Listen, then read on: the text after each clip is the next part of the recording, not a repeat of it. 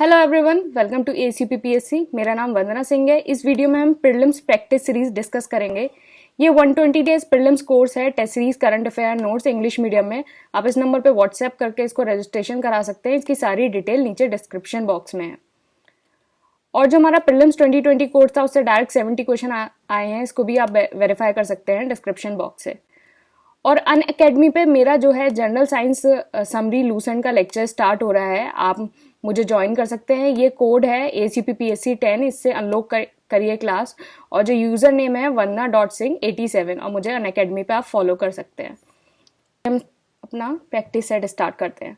Question number 1, choose the correct. यहाँ आपको दो स्टेटमेंट गिवन है। पहला, Ken Betwa is the first project of national perspective plan for interlinking of river. 2. This project involved transfer of water from Kane to Betwa River through the construction of Dhodhan Dam. तो जो इसका answer है वो है answer C, both 1 and 2। तो जो केन बेतवा है वो पहला प्रोजेक्ट था of the national perspective interlinking of river, और इसका जो काम था वो है transfer of water from Ken to Betwa, और ये with the construction of Daudhan dam. तो प्रोजेक्ट तो बेसिकली जो केन बेतवा प्रोजेक्ट है, इसका एम था to transfer the surplus water from Ken river in MP to Betwa river in UP, और इस ट्रांसफर वाटर करके to irrigate the drought prone Bundelkhand region. और बेसिकली ये जो प्रोजेक्ट है वो UP और MP के डिस्ट्रिक्ट के बीच में स्प्रेड है। तो UP की डिस्ट्रिक्ट जो इसमें है वो है Jhansi, Banda, Lalitpur and Mahoba, and MP की जो डिस्ट्रिक्ट है वो है टीकमगढ़, पन्ना एंड छतरपुर। तो इसमें UP और MP का दोनों का डिस्ट्रिक्ट्स इंक्लूडेड हैं to irrigate the drought prone Bundelkhand region. और बेसिकली जो केन और बेतवा है वो ओरिजिनेट MP में होता है, और ये यमुना की ट्रिब्यूटरी है। और केन जब यमुना से मिलता है इन बांदा में, और बांदा डिस्ट्रिक्ट ऑफ UP, और बेतवा से मिलता है हमीरपुर डिस्ट्रिक्ट ऑफ UP में। और बेतवा रिवर के ऊपर जो डैम्स हैं वो है राजगढ़, परिच्छा और माता टीला डैम। और जो केन रिवर है वो पास होती है पन्ना टाइगर रिजर्व से। नेक्स्ट क्वेश्चन है, which of the following not included in the 6th schedule. तो इसमें से कौन से जो स्टेट है वो 6th शेड्यूल में इंक्लूडेड नहीं है। तो इसका आंसर है आंसर बी, मणिपुर। तो मणिपुर जो है वो 6th शेड्यूल का जो है स्टेट नहीं है। बाकी मिजोरम, मेघालय, आसाम, ये सारे स्टेट हैं। तो 6th शेड्यूल में जो है हमारे 4 स्टेट मेंशन है, आसाम, मेघालय, त्रिपुरा एंड मिजोरम। इसकी एक ट्रिक है याद करने की 6th शेड्यूल की। तो इसका है आई मेट अम्मी, अम्मी मतलब माँ, मदर। तो आई मेट अम्मी। तो ME से हो जाएगा मेघालय, T से हो जाएगा त्रिपुरा, A से हो जाएगा आसाम, और MI से मिजोरम। तो ये जो 4 स्टेट हैं ये 6th शेड्यूल के अंदर मेंशन है। नेक्स्ट क्वेश्चन है, which of the following constitution amendment bill provide for elected village municipal council. तो कौन सा कॉन्स्टिट्यूशन अमेंडमेंट बिल है जो प्रोवाइड करता है इलेक्टेड विलेज म्युनिसिपल काउंसिल को। तो इसका आंसर है आंसर सी, 125th अमेंडमेंट बिल। तो 125th अमेंडमेंट बिल जो है वो प्रोवाइड करता है इलेक्टेड विलेज म्युनिसिपल काउंसिल। तो बेसिकली जो 124th कॉन्स्टिट्यूशन अमेंडमेंट बिल है वो इंट्रोड्यूस हुआ था राज्यसभा में फरवरी 6, 2019 में, और ये इलेक्टेड विलेज म्युनिसिपल काउंसिल को प्रोवाइड करता है। और बिल जो है अभी स्टिल एक्टिव प्रपोजेस है कि जो स्टेट इलेक्शन कमीशन है वो जो है ऑटोनोमस काउंसिल, विलेज और म्युनिसिपल काउंसिल का जो है इलेक्शन होल्ड करे।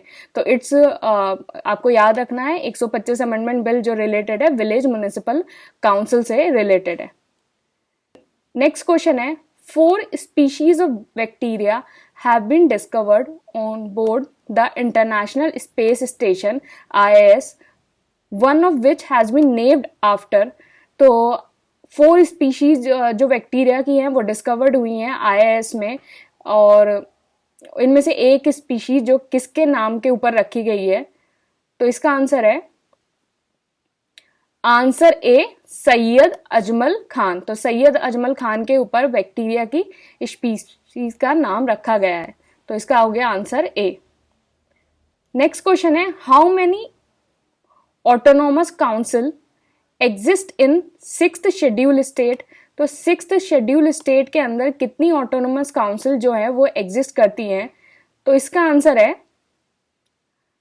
Answer B 10। तो सिक्स्थ शेड्यूल जो स्टेट्स हैं उनके अंदर 10 ऑटोनोमस काउंसिल। तो बेसिकली जो सिक्स्थ शेड्यूल है it protect the tribal population and provide autonomy to the communities.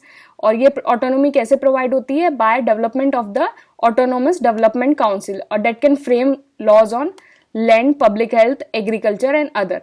तो बेसिकली सिक्स शेड्यूल में जो है वो ऑटोनोमस डेवलपमेंट काउंसिल को क्रिएशन का जो है वो प्रावधान है और ये जो है ट्राइबल पॉपुलेशन को प्रोटेक्ट करता है। और अभी जो है हमारा 10 ऑटोनोमस काउंसिल हैं आसाम, मेघालय, त्रिपुरा और मिजोरम में मिला के। और जो ये स्पेशल प्रोविजन है ये ऑटोनोमस डेवलपमेंट काउंसिल का, ये प्रोवाइडेड है under article 244 sub clause 2 and article 275 sub clause 1 of the constitution. अब हम ये देख लेते हैं हमारी जो 10 ऑटोनोमस काउंसिल हैं वो कहाँ कहाँ हैं। तो मेघालय के अंदर जो है खासी हिल, जैंतिया हिल ऑटोनोमस डिस्ट्रिक्ट काउंसिल, गारो हिल ऑटोनोमस डिस्ट्रिक्ट काउंसिल। और मिजोरम के अंदर है चकमा ऑटोनोमस डिस्ट्रिक्ट काउंसिल और लाई ऑटोनोमस डिस्ट्रिक्ट काउंसिल, मारा ऑटोनोमस डिस्ट्रिक्ट काउंसिल। और त्रिपुरा के अंदर है Tripura tribal areas autonomous district council. Assam में है डीमा हसाओ, कार्बी आंगलोंग और बोडोलैंड। तो अभी ये जो है कार्बी आंगलोंग में जो है अभी काफ़ी न्यूज़ में है कि इसको कहा जा रहा है कि इसको 2 पार्ट्स में डिवाइड करके एक और ऑटोनॉमस काउंसिल बनाया जाए। तो आप यहाँ ध्यान रखिएगा, ये न्यूज़ में आ सकता है कि कार्बी आंगलोंग ऑटोनॉमस काउंसिल कहाँ है। तो इस बार जो है ऑटोनॉमस काउंसिल जो है वो काफ़ी इंपॉर्टेंट टॉपिक है, काफ़ी ये न्यूज़ में रहा है। तो आप इसको ध्यान रखेंगे, कार्बी आंगलोंग आसाम में है और कैसे कैसे ऑटोनॉमस काउंसिल बनती है। नेक्स्ट क्वेश्चन है, who is empowered to organise and reorganise the autonomous district. तो कौन एम्पावर्ड है रीऑर्गेनाइज और ऑर्गेनाइज करने के लिए ऑटोनोमस डिस्ट्रिक्ट? तो इसका आंसर है आंसर सी, गवर्नर। तो गवर्नर के पास ये पावर होती है कि जो वो है ऑटोनोमस डिस्ट्रिक्ट काउंसिल को ऑर्गेनाइज और रीऑर्गेनाइज कर सके। तो basically governor is empowered to organise and reorganise the autonomous district.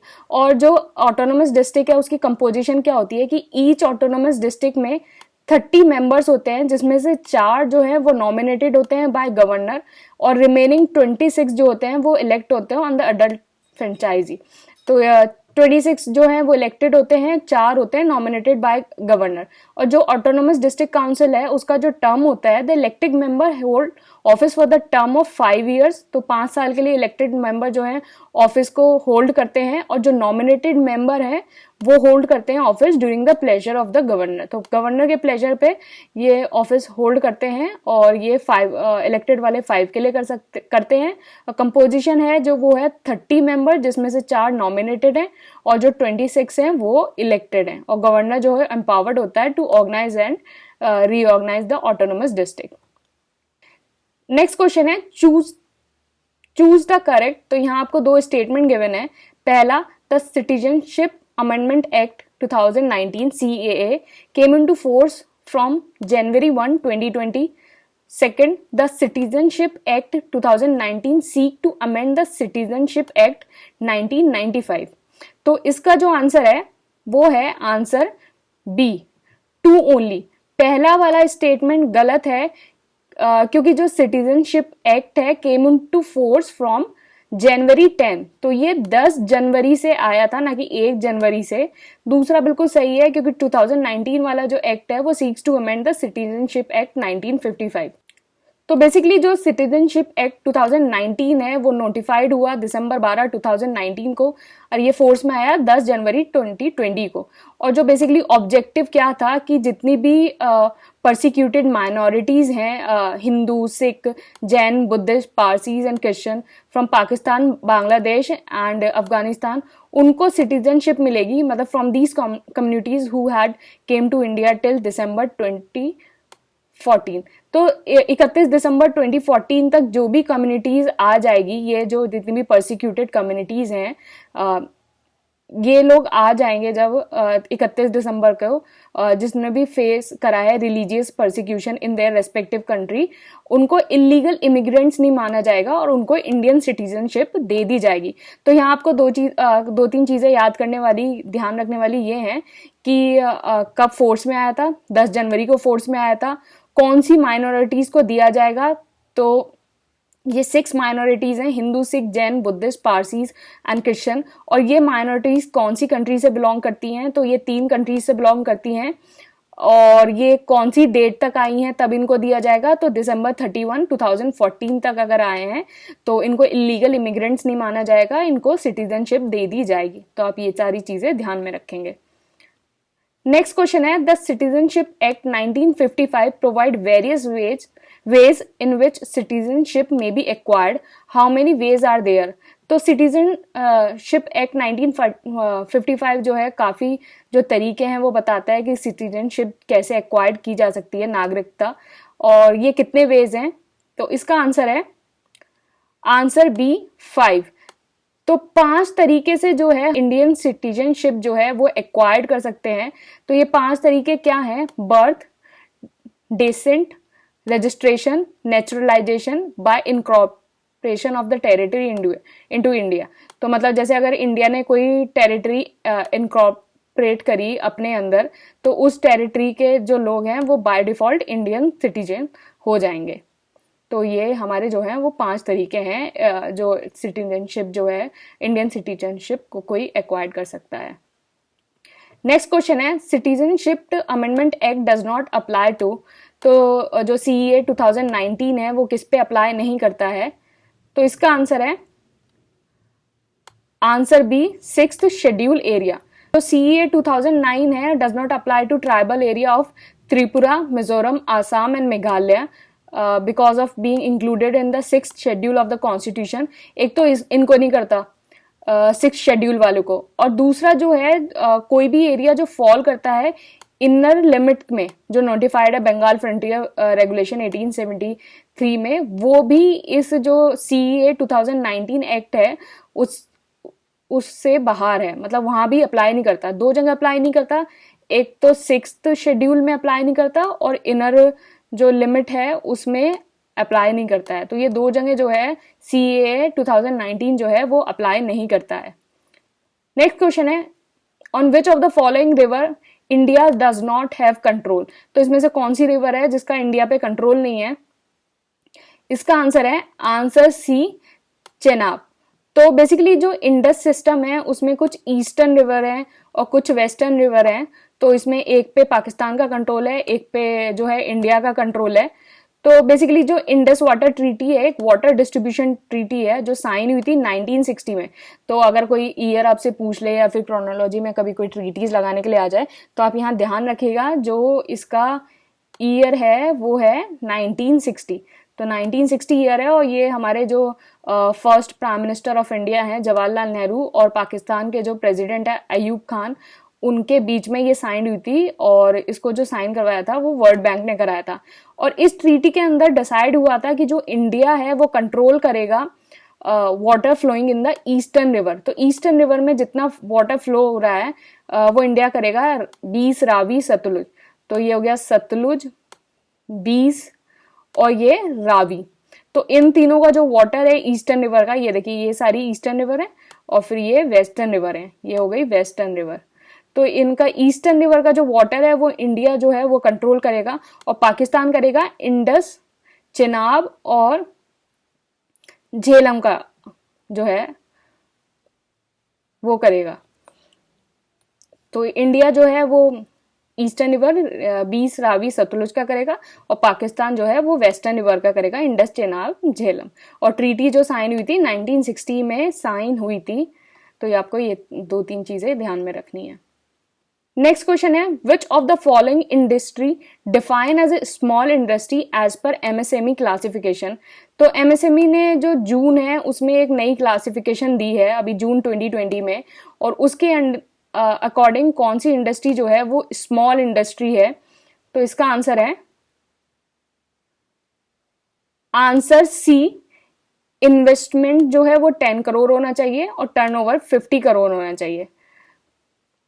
तो बेसिकली जो एमएसएमई है उसने नई क्लासिफिकेशन दी थी जून में, और न्यू क्लासिफिकेशन जो लागू होगी वो 1 जुलाई 2020 से लागू होगी। और इसमें जो है composite criteria for investment in plant and machinery और इक्विपमेंट एंड टर्नओवर।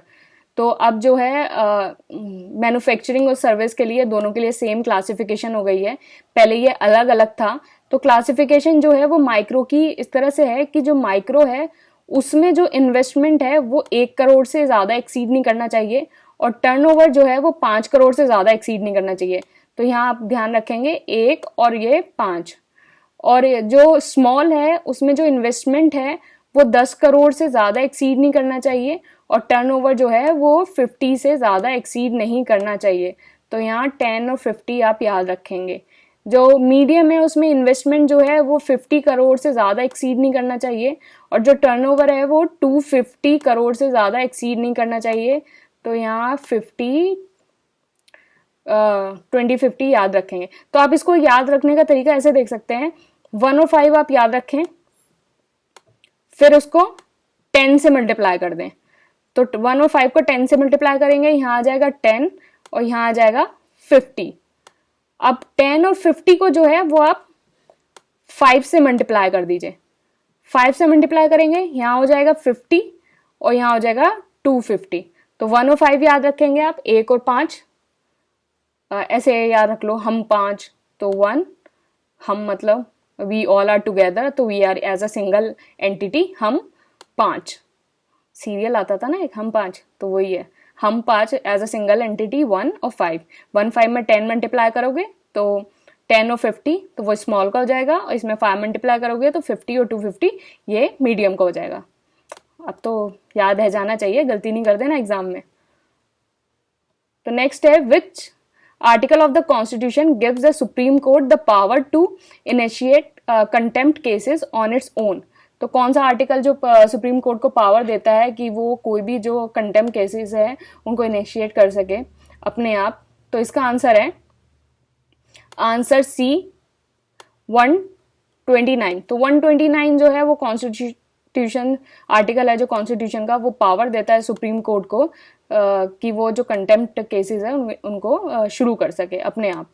तो आर्टिकल 129 इसको याद रखना, क्योंकि कंटेम्प्ट जो है वो हमेशा एक बहुत ज़्यादा इम्पॉर्टेंट चीज़ रहती है, हमेशा न्यूज़ में रहता है, कहीं ना कहीं किसी ना किसी के ऊपर कंटेम्प्ट लगता रहता है। तो आप इस चीज़ को याद रखिएगा। नेक्स्ट क्वेश्चन है, justice Ramana is now set to take over as the dash chief justice of India. तो जस्टिस रमन्ना जो है अभी जो चीफ जस्टिस बने हैं, तो उन्होंने जो है कौन से नंबर के वो चीफ जस्टिस बने हैं? तो इसका आंसर है आंसर सी 48।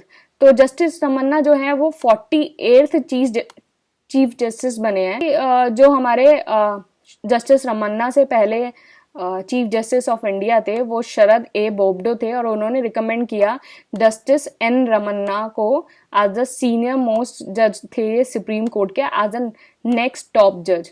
तो मतलब सीनियर मोस्ट, तो बताइए बेसिकली जो चीफ जस्टिस होता है वो कैसे बनता है कि कोई भी जो सीनियर मोस्ट जज होता है, तो कोई भी सीनियर मोस्ट जज है, तो चीफ जस्टिस जो इससे पहले जो चीफ जस्टिस रह चुके हैं जैसे शरद ए बोबडे थे, उनका जो लास्ट डे था रिटायरमेंट का, उसमें वो क्या है वो रिकमेंड करता है सीनियर मोस्ट जज को as the next chief justice of India.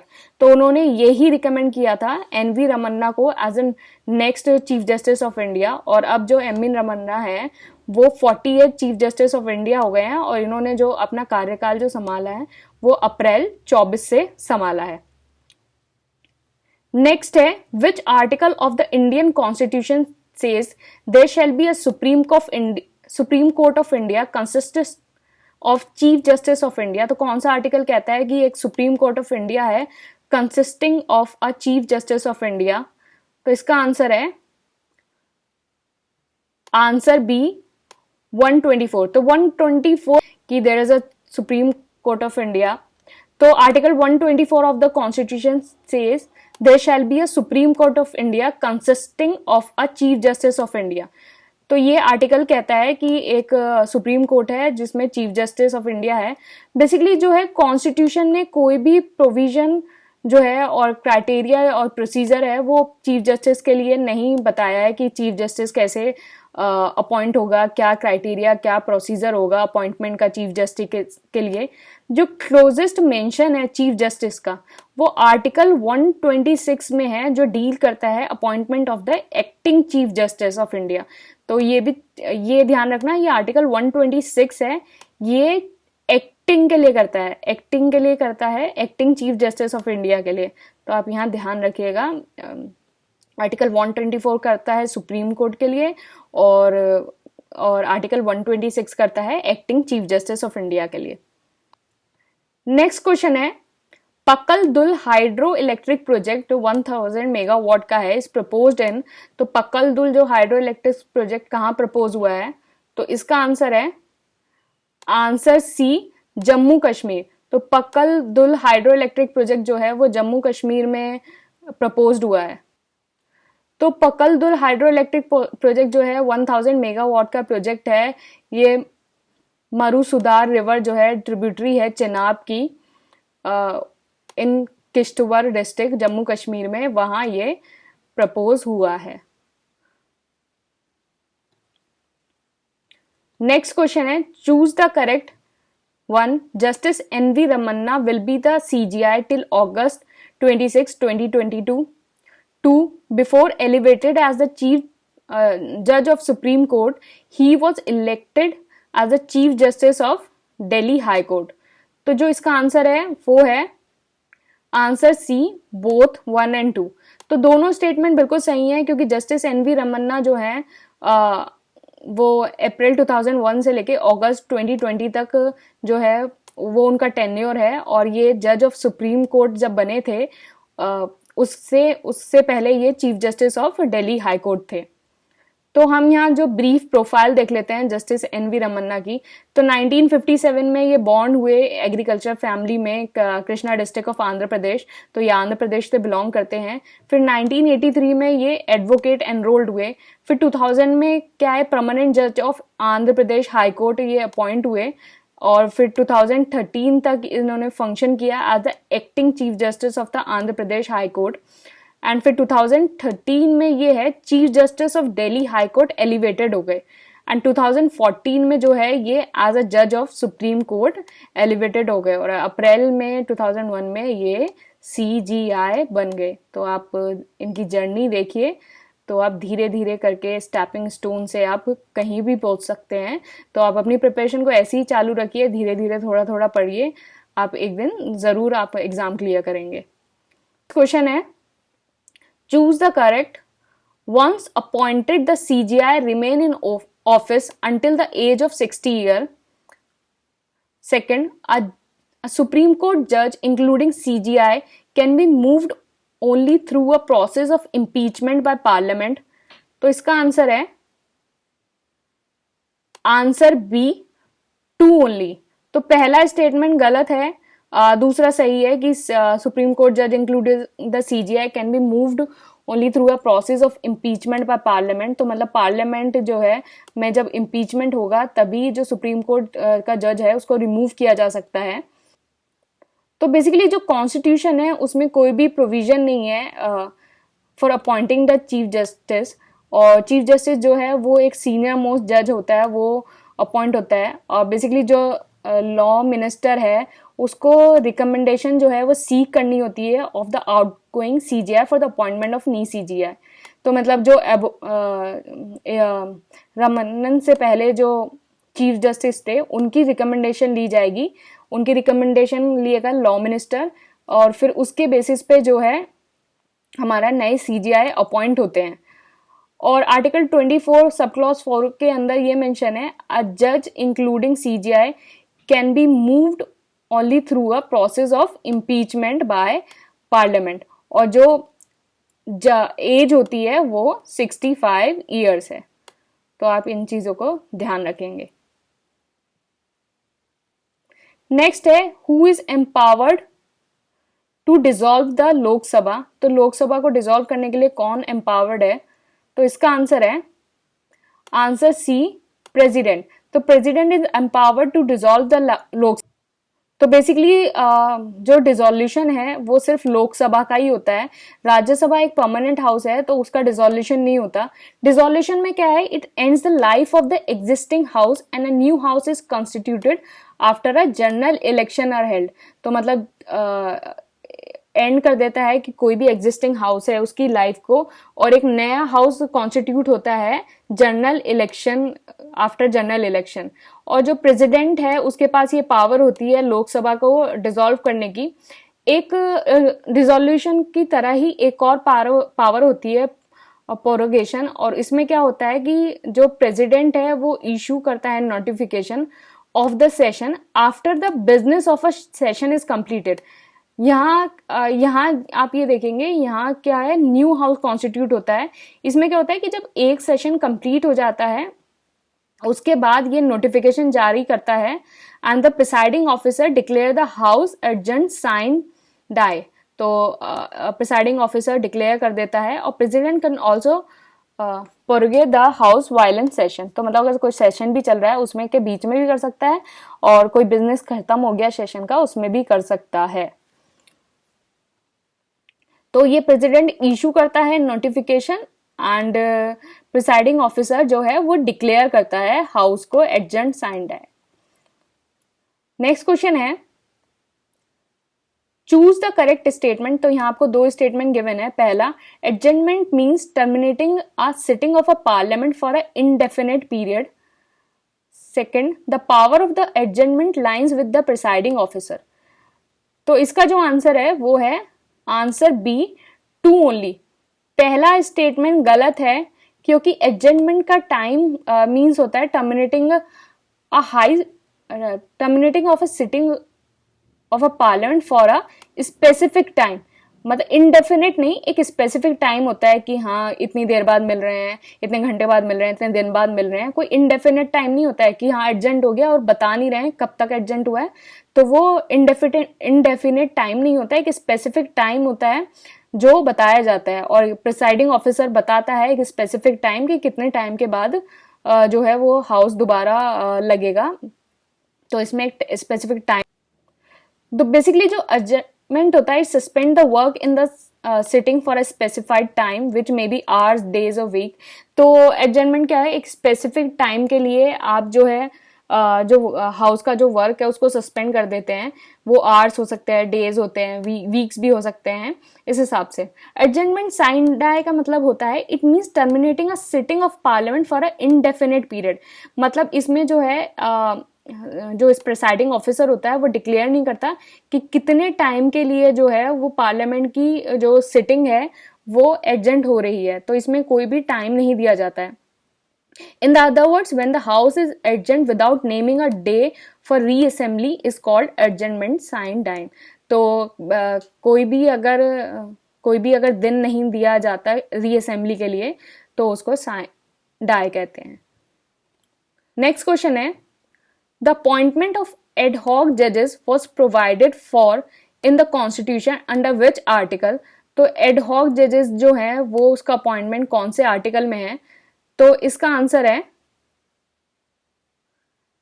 Answer C 224A। तो 224A में जो है एडजर्नमेंट जजेस हैं उसका मेंशन है। तो इसका हो गया आंसर सी। ये हमारा टेलीग्राम चैनल है ACPPSC, आप इसको ज्वाइन कर सकते हैं। यहाँ मैं रोज फ्री डेली क्विज अपडेट करती हूँ, आंसर राइटिंग भी होती है, एडिटोरियल भी अपडेट होता है।